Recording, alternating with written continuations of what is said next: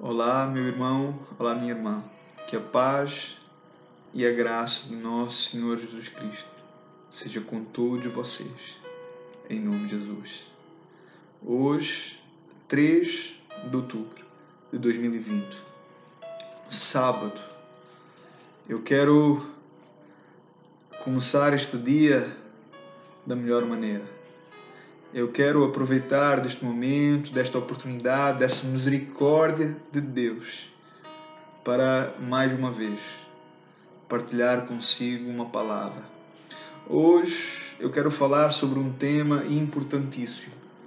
Um tema que tem sido banalizado, deturpado, que é então o tema do jejum. De facto, nós vivemos um tempo, nós somos uma geração que conhece muito mal o significado, o valor, a realidade daquilo que é o jejum. Então hoje eu quero falar um pouco sobre isso, porque vivemos um tempo, nós somos uma geração que ainda não entendeu, ainda não compreendeu o verdadeiro propósito, o verdadeiro significado do jejum. Então, existem algumas perguntas que eu quero colocar. O que é então o jejum? O que significa então o jejum? Qual a maneira correta de o fazer? E qual a maneira errada, qual a maneira incorreta de o fazer?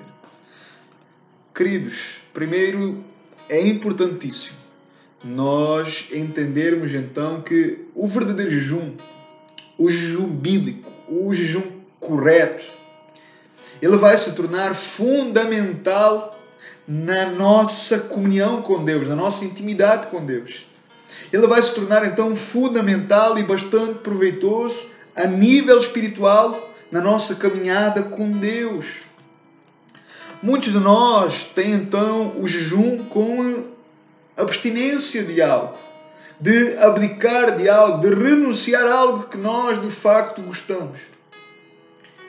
E jejum, ele não é quando você deixa de comer. Não é quando você decide então usar esse suposto jejum para poder beneficiar do seu próprio corpo, para emagrecer, para ficar light. Jejum é muito mais glorioso do que isso. É muito mais glorioso do que essas coisas. Porque o jejum, ele vai então nos educar espiritualmente. Ele vai nos disciplinar espiritualmente. O jejum então é quando eu deixo de fazer algo bom. Pode ser comida, sim. Para fazer então agora algo melhor. Para buscar então algo maior, que é ter comunhão e intimidade com Deus. Jejum então é quando eu me privo do pão desta terra, do alimento desta terra, para me alimentar do pão do céu. Aleluia! O verdadeiro jejum então é quando eu tenho fome de Deus. Jejum então é de facto fome e sede de Deus, fome de Deus. E isso então é glorioso quando nós entendemos o seu valor, o seu devido valor. Aleluia. Vejamos, quando eu estou comendo, quando eu estou me alimentando do pão da terra, da comida desta terra, porém, quando toca ao jejum, eu agora deixo tudo, eu agora abdico de tudo, eu agora paro tudo para agora me ligar ao céu, para agora me ligar à presença de Deus, para me alimentar e me fundamentar de Deus, que é então o pão do céu. Jejuar na maneira correta é glorioso, é maravilhoso, porque nos leva a uma grande e gloriosa intimidade e comunhão com Deus. É quando então eu me desligo de tudo e me apresso então agora a ir ao encontro de Deus, a ir então até a presença de Deus e lá ficar e lá permanecer. Aleluia! E isso é, de facto, ter fome de Deus. É quando eu paro tudo em prol de Deus, em prol do reino de Deus, em prol da vontade de Deus, em prol da presença de Deus. É quando eu quero mais de Deus, é quando eu desejo mais de Deus, é quando eu vou ansiar mais pela presença gloriosa de Deus. Então eu vou me desligar de tudo e usar então esse tempo, esse momento para buscar a presença gloriosa de Deus. E de facto, vejamos, meu irmão e irmã, que de facto esta é uma prática pouco compreendida em nossa geração. E por isso então ela é pouco praticada. E ao ser praticada, muitas das vezes é da maneira incorreta, da maneira errada. E não da maneira certa. E sabe por quê? Porque nós temos abandonado os princípios bíblicos. Porque nós temos abandonado os valores bíblicos. Porque nós temos abandonado os modelos da igreja. Porque nós temos abandonado os padrões que a igreja de Cristo perseverou por tantos anos, por tantos séculos, por tantas gerações. Porque nós perdemos de facto a fome de Deus. Porque não temos mais fome de Deus. Porque não temos mais prazer na presença de Deus. Porque a presença de Deus agora virou um ritual. Porque a presença de Deus agora virou um peso, virou um fardo em nosso coração. Nossa geração, ela não tem fome de Deus. A nossa geração, ela tem fome de muitas coisas, mas não de Deus. Ela não tem fome de Deus, mas ela tem fome de sucesso. Nossa geração, ela tem fome de prazer. Nossa geração, ela tem fome de ser bem-sucedida. Nossa geração, ela tem fome de prosperar. Ela tem fome de ser rico. Ela tem fome de ter boas casas, bons carros, de ter sucesso, de ter empresas, de cumprir projetos e sonhos, de conquistar. Nossa geração, ela tem fome de muitas coisas. Mas não de Deus, mas as coisas do mundo. E isso nos faz então perder os valores, perder os princípios pelos quais homens e mulheres morreram, pelos quais homens e mulheres padeceram. E logo o resultado disso é que somos uma geração fria, insensata, doente, oprimida, leiga, ignorante e cega. E sabe por quê? Porque temos perdido o apetite, porque perdemos a fome de Deus. Como o reverendo Hernandes Dias Lopes disse, e eu concordo com ele muito bem, ele disse assim: a fome, ela mata. A fome, de facto, ela mata. Mas a falta de fome, mas a falta de apetite, ela vai matar mais. A fome, ela de facto mata. Mas a falta de fome, a falta de apetite, ela vai matar mais. Uma pessoa que não tem apetite, ela não vai se alimentar. E ela, quando não vai se alimentar, ela vai ficando cada vez mais fraca, cada vez mais desnutrida, e ela vai acabar por padecer, por morrer. E esse, de facto, meu irmão e irmã, é o grande drama que nós enfrentamos nestes dias. Onde o povo, ele tem perdido a essência, ele tem perdido o foco, ele tem perdido o apetite. Perderam então o apetite pelas coisas espirituais, estão então correndo, continuam correndo, vivendo correndo, mas buscando não mais Deus, não buscando mais o céu, não buscando mais a presença de Deus, mas vivem então correndo, buscando as coisas materiais, correndo então atrás daquilo que parece, correndo então atrás daquilo que fica nesta terra, daquilo que não tem nenhum valor eterno. Por isso nós precisamos, meu irmão, minha irmã, em nome de Jesus, precisamos de facto nos conscientizar de tudo isto. E oxalá que nestes dias Deus venha abrir o nosso entendimento para estas verdades. Que o Espírito de Deus, que o Espírito Santo, ele possa nos convencer destas verdades. Que seja derrubado toda a nossa carnalidade, que seja derrubado toda a cegueira espiritual. Que seja derrubado toda a cegueira espiritual, toda a frieza, toda a dureza do coração, para que estas verdades, elas venham nos derrubar e fazer com que possamos viver e aplicar estas verdades na nossa vida.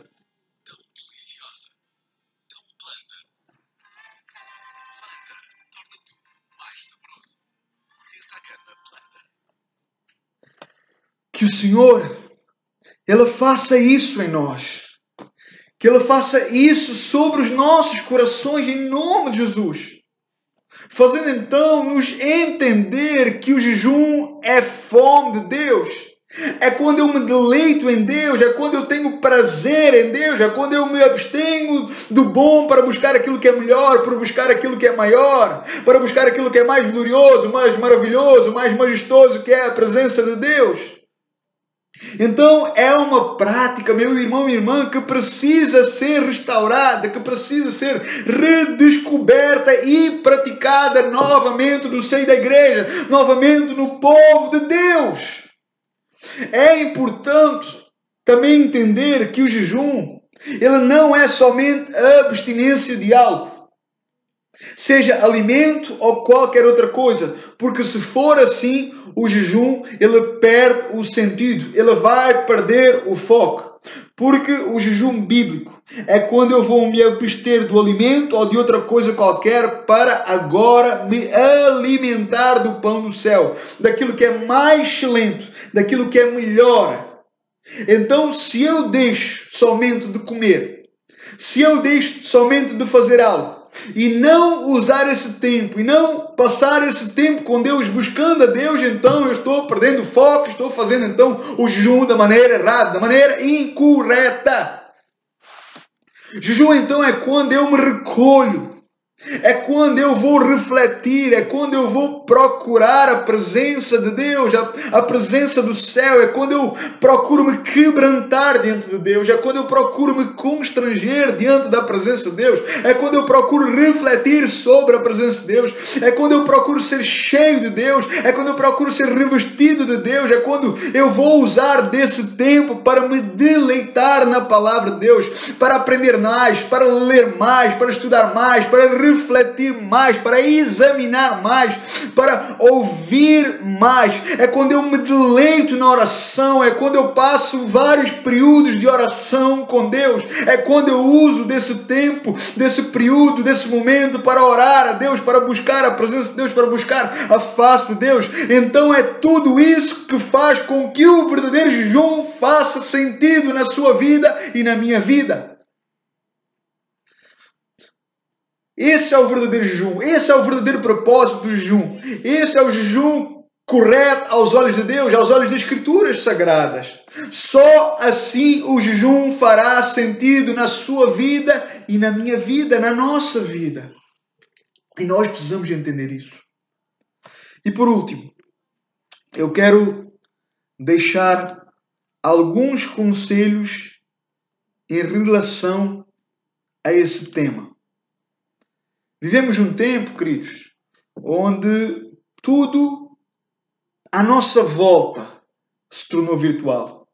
Onde a tecnologia ela tem, de alguma maneira, escravizado completamente o homem. Fazendo então do homem dependente da tecnologia. Veja, por exemplo, as redes sociais, por exemplo. As pessoas dependem das redes sociais. As pessoas elas são escravas das redes sociais.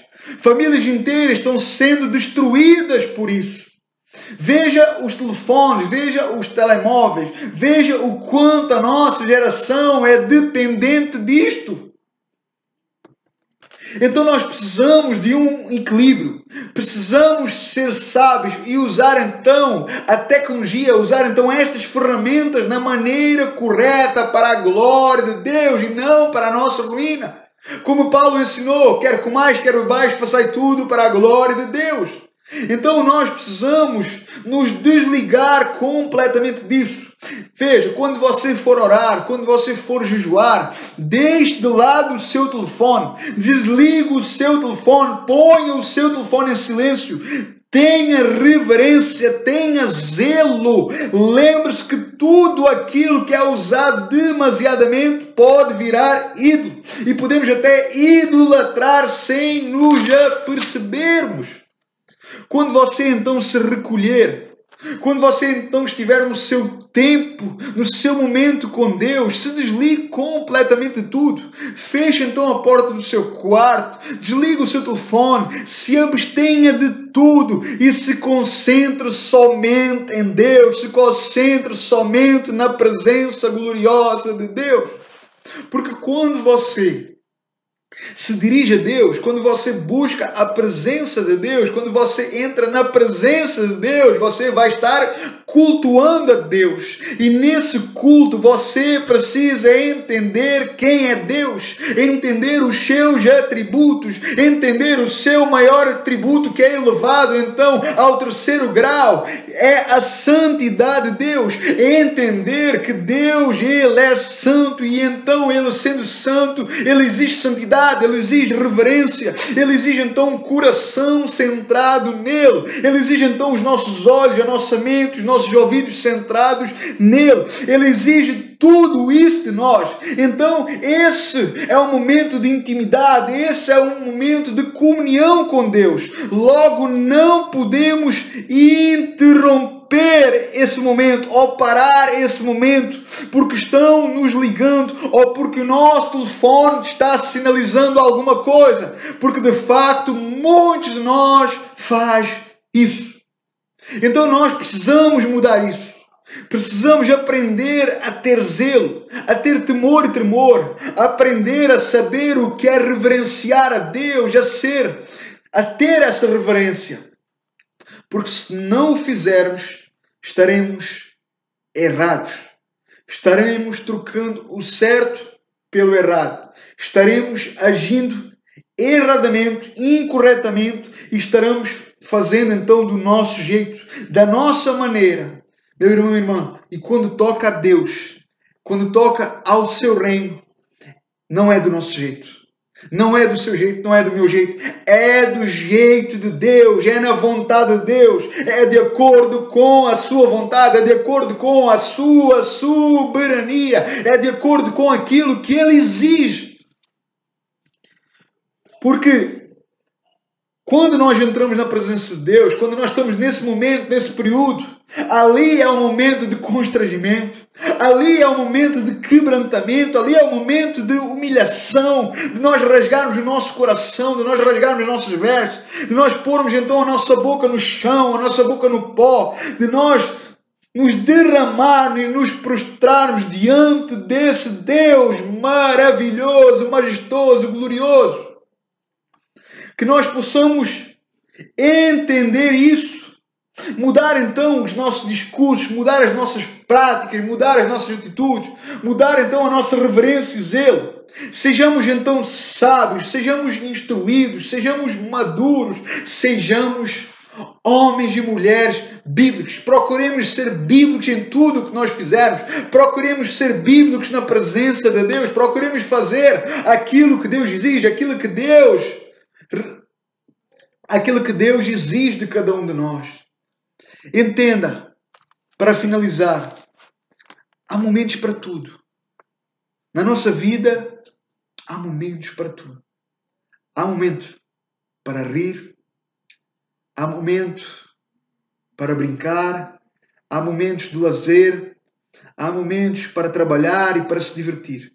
Porém, quando toca a Deus, quando toca a presença de Deus, quando toca em buscar Deus, em cultuar Deus, em adorar Deus, então nós precisamos ser sérios. Nós precisamos prezar por isso.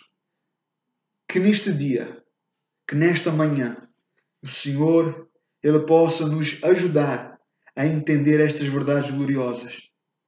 E com isso, toda a certeza que vai então nos beneficiar espiritualmente e que nos fará frutificar em prol do reino de Deus, em prol do avanço do reino de Deus, e que nos ajudará e capacitará na nossa caminhada cristã e nos fará, meu irmão e irmã, cada vez mais parecidos e semelhantes a Cristo, como verdadeiros cristãos, como verdadeiros discípulos. Que o Espírito de Deus, Ele nos convença. Ele faça prosperar e frutificar essa palavra na sua vida e na minha vida, em nome de Jesus. Deus abençoe a sua vida poderosamente e ricamente, em nome de Jesus.